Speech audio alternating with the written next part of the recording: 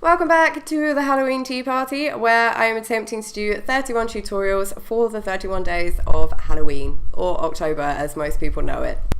Today I am a rainbow zebra and I will show you how to do this. I know it's not really very Halloweeny, like it's not very creepy, but well, zebra. I'm starting out with a grey eyebrow pencil to map out my design. Eyebrow pencils have become my go-to for mapping things out. So I'm just mapping out a load of stripes on my face, and I'm keeping the center of my face pretty clear and just having everything come in from the sides. I'm also bringing the design down my neck and onto my chest, but obviously this depends what kind of outfit you're going to wear with this look. If you're wearing a turtleneck, obviously you don't need to cover your neck and chest in paint. Then I'm going in with a white water activated body paint, and white is notoriously difficult to get even. I do find that using a damp sponge or a beauty blender or a Real Technique sponge can help to not get a really patchy application. Obviously for this kind of look, a sponge is not really going to work because we need control so that we can paint around all the stripes. If you are really struggling with the brush, you could go in with a sponge instead and just clean off the stripes afterwards with a cotton bud and some makeup remover or some warm soapy water. If you are using a brush, I find quite a soft, flat brush works quite well. A flattish blending brush would work quite well for this as well. Packing brushes and quite dense, stiff brushes tend to leave a lot of streaks and patches in the paint. Basically, if you're doing this, account for some extra time for trying to get your base down if you are using a water-activated paint. Another thing you can do if you have patchy application is you could go in with a white eyeshadow, a really nice pigmented one. A loose one would work better for this, and a fluffy brush, a soft one, and just pat it all over the white eyeshadow. You want to pat, not swipe. If you swipe, you could end up moving some of the paint around, and then you're going to have to try and cover it up, and it's just a nightmare. Next, just to clean things up a bit, I'm going in with some cotton buds and some warm water. Just anywhere I've gone over the lines with the white, I'm going to get that white out of there so I can have nice, solid stripes of color. Otherwise, any white that's in the stripe is going to mix in with whatever color I'm putting down and contaminate it. So if I put red down, then it's going to make it go a bit pink, and I do not want that. I'm starting out with a red because this is a rainbow look, so you can probably guess all the colors I'm going to use. And I've already worked out from the stripes how far to bring the red down, so it's to about here. And I'm taking a detail brush to outline the stripes so I can get nice crisp lines against the white. And then I'm switching over to a larger brush and eyeshadow packing brush to fill in the area. Most of these kind of darker colors like reds and blues, things like that, there isn't such an issue with getting them to go on evenly. They tend to go on really nice. Just don't use too much water when you're applying them, so they're really nice and creamy. But if you do have application issues, you can do the same as you did with the white and the eyeshadow. Grab some matching eyeshadow and a soft brush and just pat the eyeshadow on to try and get rid of any patchiness. Then orange. Face paint tends to crease and rub off of your eyes very, very fast. So if you paint one eye at a time, let the paint completely dry with your eye closed and then go in with the matching eyeshadow and set all of that paint. Then it should last much longer. You could go in with a translucent powder if you don't have a matching eyeshadow, or you could just go in with an eyeshadow base and the eyeshadow and just completely skip the face paint if you want. Again, with this, it's much better to pat the eyeshadow on rather than try and swipe it on. I like to set my under eye area with some eyeshadow as well because I find that that tends to crease a bit as well. Yellow, green, blue, indigo, and violet. And these aren't exactly indigo and violet, but they are the closest things I have, so, you know, two purples is what I'm going for. For the lips, I would avoid any colours that you already have in the look.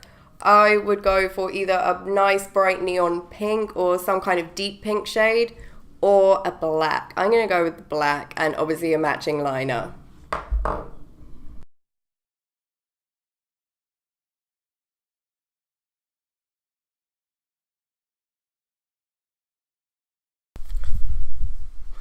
Bit of a messy application, but it's fine. This is a liquid to matte lipstick, so I'm just going to wait for it to completely dry, and then I can go back in with the white and just clean that up a little bit. While I wait for this situation to dry, I am going to line my eyes with some black liner. I'm going to keep the eyes really nice and simple because we already have a lot of colours going on in the look, so don't want to add any more. When I do my liner, I like to go from the outer corner in, because generally the inner corner is going to be much thinner than the outer corner. So you can kind of, you know, go crazy on the outer corner and make it as big as you want, and then tail it off as you get to the inside. Also, my eyelids like move a lot. I see other people kind of just like swipe their eyeliner on in one motion, and I just can't do that because my eyes just, the skin creases up and I don't get a really nice solid line. So I use really small strokes to fit it in so that I don't get a bumpy line. Zebras have super long eyelashes, so I'm going for these cute little side swept ones. And I'm applying them in the way that people apply false lashes. So for my lashes, I don't really have any cool special technique, but I will try and explain it to you. I spread the glue on the band. I don't make the glue too thick. I just have, I don't know if you can see that, I just have like a really light covering of it, because otherwise it can just be a bit gloopy and nasty and you can really see the glue. And then I add some extra glue to each end, because when you have lashes that have quite a thick lash band like these, the inner and outer corner tend to lift up first, and nobody wants that. And then I wait for a really long time for it to dry, because otherwise, if you try and stick it on too early, it just kind of slides around on your face and doesn't really stick. So you want the glue to be almost clear when you stick it down. I see loads of people like blowing on their lashes while they wait for them to dry, and I did used to do this, but don't do that, because you're basically like spitting on your eyelash and then sticking it right next to your eye. It's really unhygienic, guys. Like, don't do that. Just like patience, have some patience. So it can be easier if you like stabilize your hand. So I put it on my forehead and I stick down the middle of the lash first, as close to my lash line as I can get it. You don't want to like run it along your actual lashes, because then you might get glue on your lashes and it's a pain to get off, really. Then I stick down the outer corner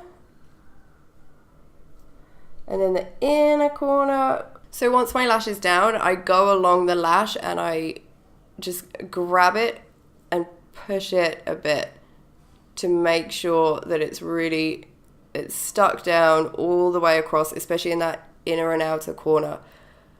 It's going to be so bad if I like film the outro to this video and like one of my eyelashes is hanging off. And then you'll just be like, your technique sucks. Then I'm lining my waterline with a black pencil. I don't normally line my waterline. I don't really like it. But I think for this look, it looks good. I prefer to line under my waterline. And finally, I am going to do my ears. I already put some colour on my ears. I just need to fill in the white. I just like to do things like my ears and my nose last, because if my brushes are going inside my ears and up my nose and stuff, I don't want them going on the rest of my face, like near my eyes and mouth and stuff. I want them to just go straight to the needs to be cleaned pile. So that's it, guys. You are now a rainbow zebra. There will be another video going live tomorrow, so if you want to be notified when that's up, you can subscribe to my channel or just check back tomorrow. If you like this look and this video, you can let me know by hitting the like button, and if you have any questions, comments, anything like that, let me know in the comment section and I'll do my best to reply to you. If you decide to recreate this look, I would love to see how it comes out. You can post it on social media, tag me in the picture, and use the hashtag Halloween Tea Party, and then I will see it. And I'm also having a little competition over on my Instagram, so if you want to be in with a chance of winning some goodies, then you can head over there and all the details are there, and I will leave some details in the description box with all the product list and everything like that. If this look isn't quite your style, then here are some alternative looks that might be a bit more your thing.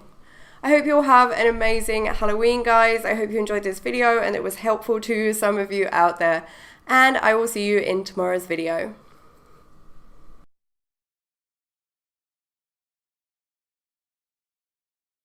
You know when you put your matte lipstick on too thick and it you feel that ridge in your mouth?